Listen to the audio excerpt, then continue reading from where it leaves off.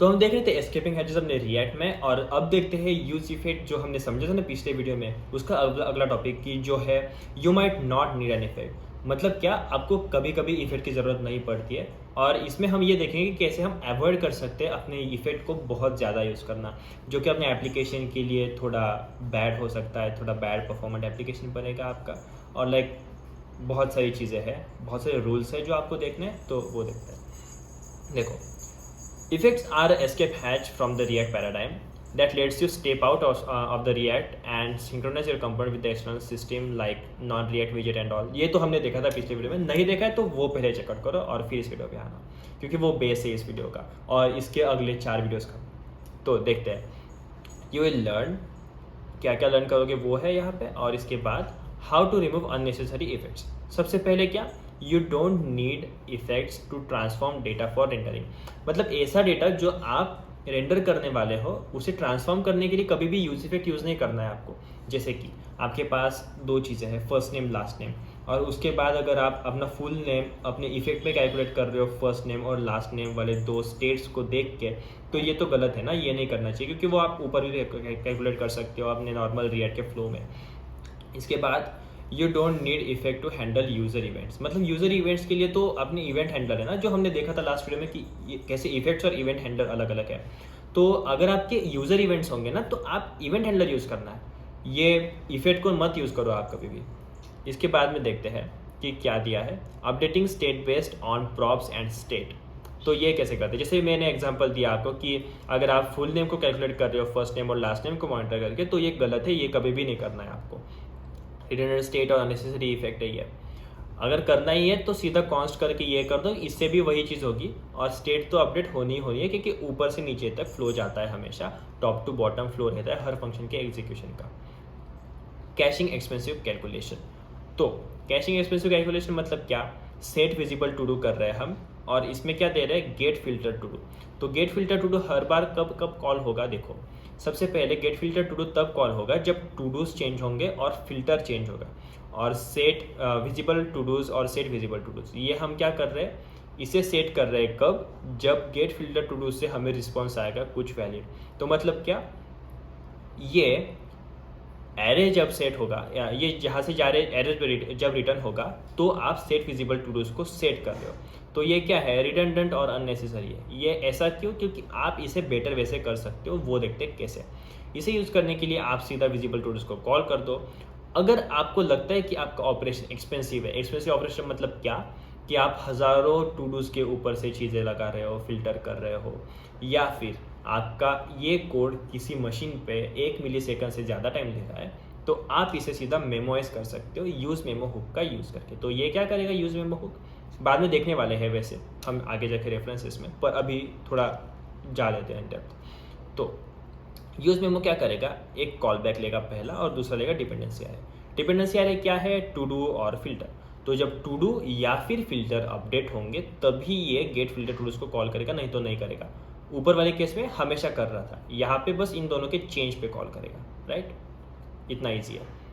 Memorise करता है मतलब क्या, देखो टू डू और फिल्टर की एक वैल्यू को की मानता है, और उसके लिए गेट फिल्टर टू डूज के आउटपुट को वैल्यू मानता है। तो फिर से वो की आ गई आपकी, अगर फिर वही की होगी तो ये उसी का रिटर्न कर देगा उस चीज़ को, और अगर अगली की आ गई तो अगली वाली चीज़ के लिए रिटर्न करेगा।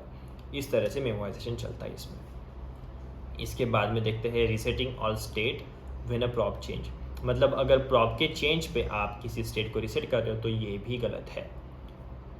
इसके लिए क्या कर सकते हो, अलग चॉइस क्या है आपके पास, अलग ऑप्शन क्या है, हर एक पेरेंट को जो, क्योंकि ये देखो प्रॉप पे हो रहा था तो यूज़र आईडी पे काम कर रहे थे, तो रिएक्ट को बस ये बताना है ना कि इसे अपडेट करना है। ये कैसे बता सकते हैं रिएक्ट को बताना पड़ेगा कि ये प्रोफाइल एपीआई हर यूज़र आईडी के लिए अलग है। वो कैसे करते हैं, हमने देखा था 4-5 वीडियो पहले। वो कैसे करते हैं, हम यूज़ करते हैं की को यूज़ किया तो हर एक यूज़र आईडी अलग ट्रीट होगी, राइट। इसके आगे adjusting some state when a prop change. तो किसी स्टेट को अपडेट करना जब प्रॉप चेंज होगी, तो ये भी गलत है, ये नहीं करना चाहिए आपको कभी भी। इसके लिए अल्टरनेटिव क्या है आपके पास, की। आप क्या करोगे, प्रीवियस आइटम और सेट प्रीवियस आइटम करोगे, और अगर आइटम्स आपके प्रीवियस आइटम के सिमिलर नहीं है तो सीधा यही से रिरेंडर मार दोगे। मतलब इससे क्या होगा, देखो यूज इफेक्ट में जब करते हो तो पूरा ऊपर से नीचे तक एग्जीक्यूट होगा, फिर यूज इफेक्ट एग्जीक्यूट होगा और फिर ये सेट करेगा और फिर यहाँ से पूरा फ्लो फिर से चलेगा। पर जब ये करोगे तो क्या होगा, यहाँ पे आएगा, ये देखेगा, इसे एग्जीक्यूट करेगा और यहाँ पे उसे मिल जाएगा अरे यार सेट स्टेट है, तो ये मैं रेंडर साइकिल बंद कर देता हूँ, दूसरी रेंडर साइकिल में इसको अपडेट कर दूंगा और फिर रेंडर साइकिल चल जाएगी। तो ये सिमिलर नहीं आएंगे, तो सॉरी ये सिमिलर आएंगे, पहले नहीं थे, तो ये आ गए तो ये इग्नोर हो जाएगा और नीचे वाला कोड एग्जीक्यूट करेगा। कितना ईजी है, परफॉर्मेंट भी है, राइट। इसके आगे और क्या कर सकते हो आप, selection equal to items dot find, और ये आइटम को फाइंड कर सकते हो आप सीधे। मतलब यहाँ पे क्या किया था हमने, सिलेक्शन के लिए नल किया था और यहाँ पे ऐसे कर रहे थे, यहाँ पे सीधे सिलेक्शन में आइटम को फाइंड कर सकते हो, नॉर्मल जावास्क्रिप्ट मेथड यूज़ करो और काम कर लो, बहुत ज़्यादा ईजी है। Sharing logic between event handler, event handler में लॉजिक अगर शेयर कर रहे हो आप तो ये भी गलत है, इवेंट स्पेसिफिक लॉजिक नहीं शेयर करना, क्योंकि यहाँ पे क्या किया, प्रोडक्ट के अपडेट पे शो नोटिफिकेशन किया, इसको इवेंट हैंडलर में डाल देते हैं ना तो वो ज़्यादा सिंपल पड़ जाता है। जैसे कि यहाँ पे क्या है, सीधा इवेंट हैंडलर में डाल दो बाय प्रोडक्ट वाले और काम कर लो।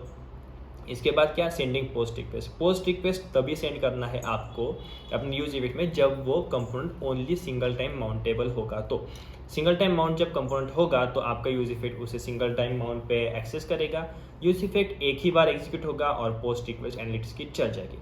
पर अगर आप जेसन टू सबमिट नाम को मतलब कोई स्टेट रख रहे हो और उस स्टेट के अपडेट पे यूज इफेक्ट में जाके किसी चीज़ को फायर कर रहे हो तो वो गलत है, ये इवेंट हैंडलर में होना चाहिए चीज़, जैसे कि यहाँ पे इन्होंने किया है इवेंट हैंडलर में। इसके बाद चेंज ऑफ कंप्यूटेशन नहीं करने, मतलब ये देखो यूज इफेक्ट में क्या कर रहे हैं, कार्ड को मॉनिटर कर रहे हैं, कार्ड को मॉनिटर करके गोल्ड कार्ड काउंट को अपडेट कर रहे हैं, और यहाँ पे गोल्ड कार्ड काउंट को मॉनिटर कर रहे हैं और राउंड को अपडेट कर रहे हैं। यहाँ पे क्या कर रहे हैं, राउंड को मॉनिटर कर रहे हैं, गेम ओवर को अपडेट कर रहे हैं। ये तो चेन ऑफ यूज इफेक्ट हुआ ना, ये कभी भी करना नहीं है हमें। इसके बाद क्या करना है, गेम ओवर वाला कैलकुलेशन, तो ऊपर कैलकुलेट कर लो सब कुछ, कुछ भी चीज़ हमें यूज इफेक्ट में डालनी नहीं है जब तक उसकी ज़रूरत नहीं पड़ेगी। ओके, और ये तो जो था वो गोल्ड कार्ड वाला, तो गेम ओवर वाला ऊपर कैलकुलेट कर लिया और ये गोल्ड कार्ड वाला चीज़ हमने इवेंट हैंडलर में डाल दिया, तो यूज इफेक्ट की ज़रूरत ही नहीं पड़ी यहाँ पे। इनिशियलाइजिंग द एप्लीकेशन, तो ये जो होगा इनिशियलाइजेशन वाला, ये आपको यूज इफेक्ट में नहीं डालना है कभी। देखो एग्जीक्यूट तो एक ही बार होगा, ये भी एक ही बार हो रहा है, पर प्रॉब्लम यहाँ पे ये है कि ये एक बार तब हो रहा है जब आपका पूरा कंपोनेंट रेंडर हो जा रहा है, क्योंकि यूज इफेक्ट हमेशा तभी रन करता है जब आपका कमिट स्टेट एग्जीक्यूट हो जाता है। ओके, हमें ये रन करना है एप्लीकेशन के माउंट पे, एप्लीकेशन के माउंट पे एक बार रन करना है। मतलब क्या, जब आपका एप्लीकेशन एक बार यूजर के ब्राउजर में आ जाएगा तो आपको ये रेंडर करना है। तो कैसे कर सकते हैं, ऊपर कर लो सीधा, या तो ये कर सकते हो यूज इफेक्ट में पहली बार रेंडर करना है तो। इससे अच्छी एक मेथड है कि आप सीधा एप्लीकेशन के ऊपर कर दो, मतलब बाहर कर लो अपने कंपोनेंट से, जो कि बहुत ज़्यादा ईजी रहेगा आपके लिए और ये परफॉर्मेंट भी होता है। इसके बाद notify parent component about state changes, तो चाइल्ड से कभी पेरेंट को ये मत नोटिफाई करना कि स्टेट बदल गई है। स्टेट बदलने वाली चीज़ अगर होगी ना तो इसे ऐसे डिफाइन करते हैं अपने इवेंट हैंडलर में। और एक चीज़ होती है कि also good the component is fully control by the parent, मतलब पेरेंट से कंट्रोल कर लो चाइल्ड कंपोनेंट को, ये तो उससे भी ज़्यादा परफॉर्मेंट हो गया। पेरेंट पे सब कुछ कर लो, चाइल्ड को पास करते जाओ, क्योंकि प्रॉप नीचे पास करना ईजी होता है और ज़्यादा अच्छा होता है रैदर देन प्रॉप की चीज़ें ऊपर पेरेंट को पास करो। Passing data to the parent, अगर ऐसे करके पेरेंट को डेटा पास कर रहे होंगे ना तो इससे अच्छा क्या कर लो, आप पेरेंट पे ही चीज़ें डिफाइन कर लो, पेरेंट पे ही हुक कर दो, चाइल्ड को डेटा पास कर दो। Always passing the data to the child is more better than passing data from child to parent. Subscribing to an external source, अगर आप ये कर रहे होंगे ना यूज इफेक्ट में तो ये तो कर सकते हो, यूज इफेक्ट इंटेंडेड ही इसी चीज़ के लिए, पर यहाँ पे आप ज़रा ज़्यादा चीज़ें कर रहे हो, इसे आप सेपरेट आउट कर सकते हो कुछ इस तरह से। सब्सक्रिप्शन वाला लॉजिक बाहर डाल दिया और आपने आपका कस्टम हुक बना दिया, जो कि हम बाद में देखेंगे कुछ वीडियोस बाद।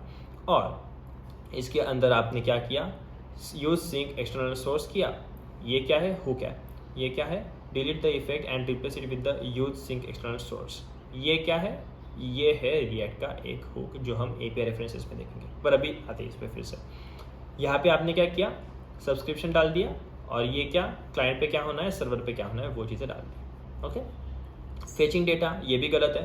फेचिंग डेटा के लिए हमेशा आप क्लीनअप लिखना चाहिए, तो इस तरह से हम क्लीनअप लिखते हैं, ये हमेशा होना चाहिए आपकी यूज इफेक्ट में। और बेटर वे है कि रिएक्ट क्वेरी यूज़ कर लो या फिर यूज SWC वगैरह कुछ यूज़ कर लो, इस तरह से काम करो।